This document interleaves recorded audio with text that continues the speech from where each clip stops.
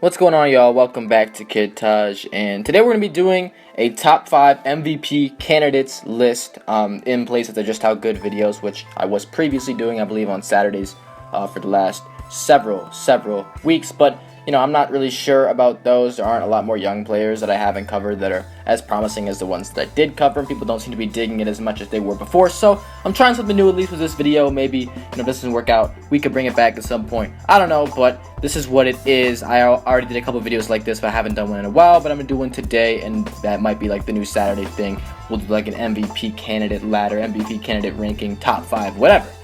Before we get into this, I just want to say, please don't forget to leave a like if you enjoy, comment an idea for a video down below, subscribe if you're new, and yeah, got a gaming channel, links in the description.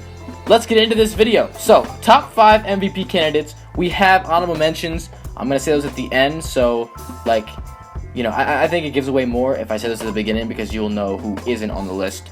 So we'll start with number 5 and do the honorable mentions at the end. At number 5, we're going with Golden State Warriors small forward Kevin Durant. Now, I'm gonna do a little spoiler alert here.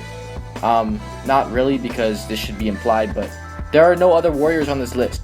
Y'all should know Kevin Durant's been the best Warrior all year long, and if he's checking in at number 5, he's the only one there. So it might seem a little weird, right? Because Kevin Durant is the best player on, well, the best team in the NBA. And when I say best player, I don't mean necessarily the clear-cut best talent on the team overall. I'm talking about he's been the best player so far this season, and that's not really debatable. I mean, he's got the best numbers, he's the most efficient, and he's been doing things all around and really been the leader on the court for that team, the guy they're going to more and more than basically anybody else in terms of scoring the basketball. Kevin Durant's putting up roughly 25 points, 8 rebounds, 5 assists, and almost 2 blocks while shooting 53% from the field and 39% from the three-point line. His team, the Golden State Warriors, are currently 23-4.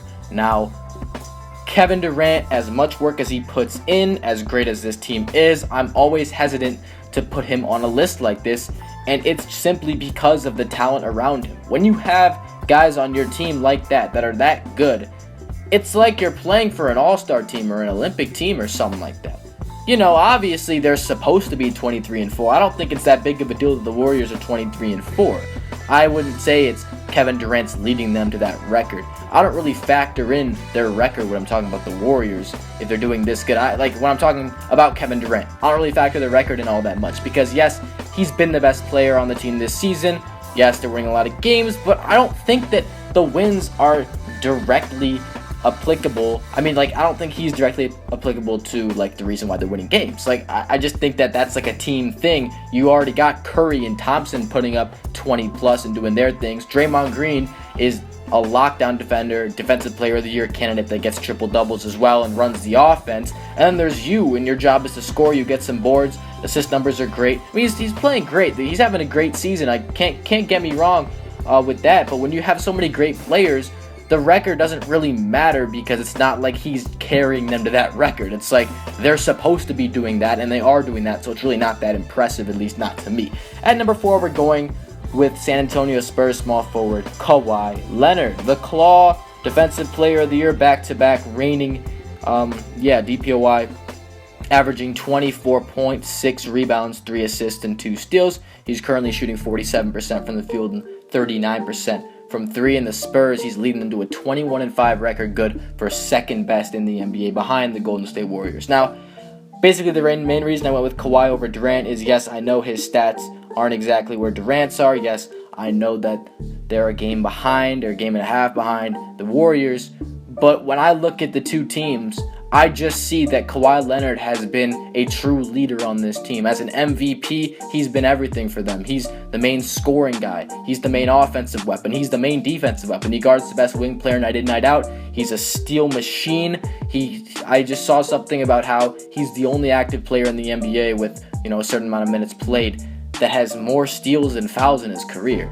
That just shows how great of a defensive player he is, and he's maintaining that throughout this season, and he's been that defensive guy for the San Antonio Spurs this season as well. And not only has he done that, but he's also elevated his offensive game. Last season, he was the runner-up to MVP, and he's averaging almost, I believe it's 3, 4, 5 more points than he was last year, something like that. He's taken his scoring to a new level. He's still been efficient with it, and he's leading his team to a phenomenal record without Tim Duncan as that old veteran presence. He's the main guy. He's the go-to more than ever. On to number 3, we're going with Cavs small forward LeBron James. This might just seem like crime to have LeBron this low on a list when he's leading the team to an 18-6 record and has numbers of 25 points, 9 assists, and 7 rebounds, shooting 52% from the field and 35 from 3. But there are some guys ahead of LeBron that have been doing some absolutely amazing things, and we'll get to them, just not yet. Let's marvel about what LeBron's doing this season. A lot of people are thinking that it's quiet because maybe he's not putting up the same numbers as some of the other stars in this league right now. Maybe he's not putting up as many points as we usually see him put up. But LeBron James' career assist numbers are still higher this season than ever, or I should say his assist averages this season are higher than they've ever been, and he's maintaining that rate. And it's just been fantastic because that's what he wants to be. LeBron's not going out and trying to score as much as he is. In fact, that's why his field goal percentage is higher than it was the last few years. It's because he's looking to pass more. When he gets opportunities, he'll take those opportunities. His three-point percentage is also up, but the main thing is his assists numbers have been fantastic. He's proving to people why he's that good of an assist man, why his court vision is on par with some of the greatest of all time, why he can be placed in that all-time greatest playmaker conversations just because of this stuff. When he's leading his team to a great record, the stats are ridiculous. Only 1 assist and 3 rebounds away from averaging a triple-double.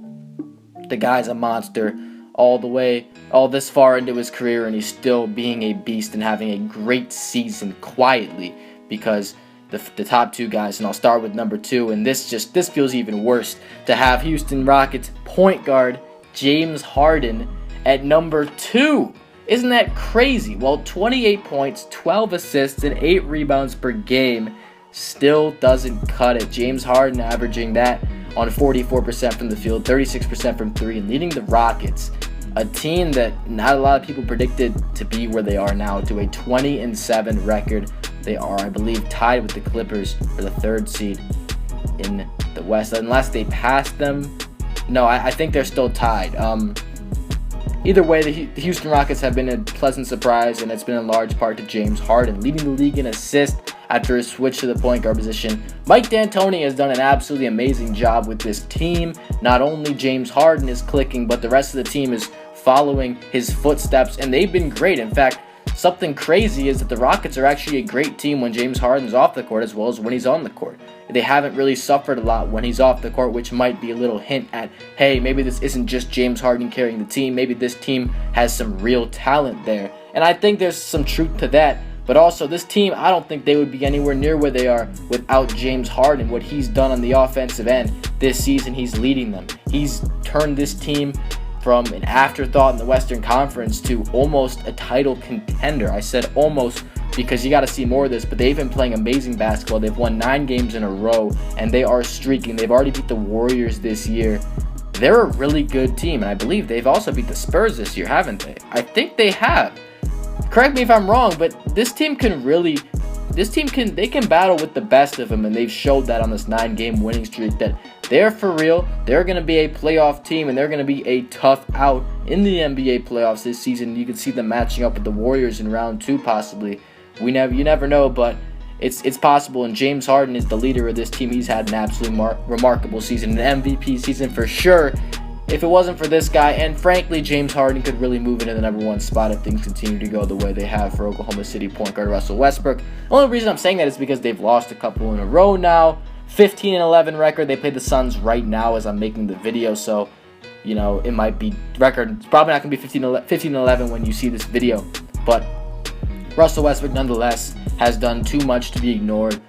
I honestly still can't get over the fact that Russell Westbrook is averaging 30 points, 10.5 assists, and 10.5 rebounds. That is absolutely incredible. I honestly have no words for that. You can't really go past that. And something about this, you might look at his shooting percentages. They're not the best. 42% from the field and 32% from 3 this season. Those aren't impressive numbers for a guy that's doing this much.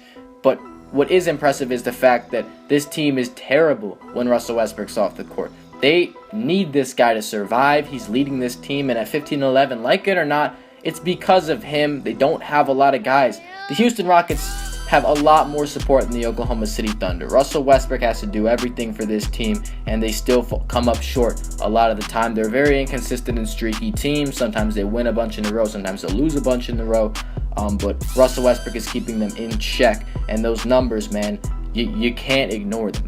Not only averaging a triple-double. When you think of averaging a triple-double, you think, oh, he's averaging 10 points, 10 assists, 10 rebounds. He's averaging 30 points, and then a triple-double on top of that. That's absolutely phenomenal and unheard of. And as great as James Harden's been this season, that is so impressive. And I think that Russell Westbrook's just a little more valuable. I mean, Harden has done his job, and he's definitely the most valuable player aside from Russell Westbrook.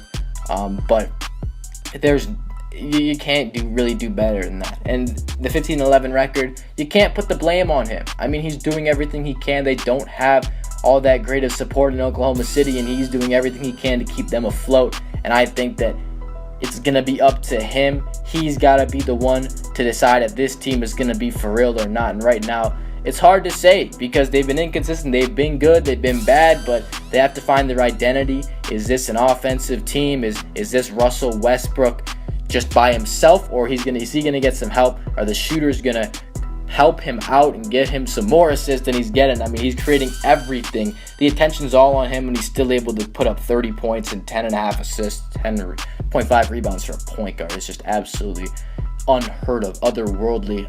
There's not really a lot more adjectives I have left to use about Russell Westbrook because he's been that good. And yeah, it's going to wrap up this video. I almost forgot the honorable mentions. On this video, we had Kyle Lowry and DeMar DeRozan. Both are honorable mentions for the Raptors. They have been balling out. Not getting enough credit is Kyle Lowry and DeMar DeRozan. Y'all already know what he's doing in the league. Giannis Antetokounmpo has been just a flat-out beast, leading his team in all major categories statistically, and well, they're the 5th seed in the Eastern Conference as of right now, so he's putting in work and carrying that squad. And then we got Steph Curry supporting Kevin Durant and the Warriors, and Marc Gasol, who has been doing it all while Conley was out for the Grizzlies, and they're still winning games. They're still a very good team in the league at this point. Remember, the honorable mentions are not in order. Those are just the next 5 guys. Yes, no order. But yeah, this is a top 5 list. We had Westbrook at number 1. So if the season ended today, he'd be the MVP, I would say, at least. And yeah, that's going to do it for this video. If you all enjoyed, please like, comment, and idea down below. Subscribe if you're new. And I'm out. Thanks for watching, y'all. Peace.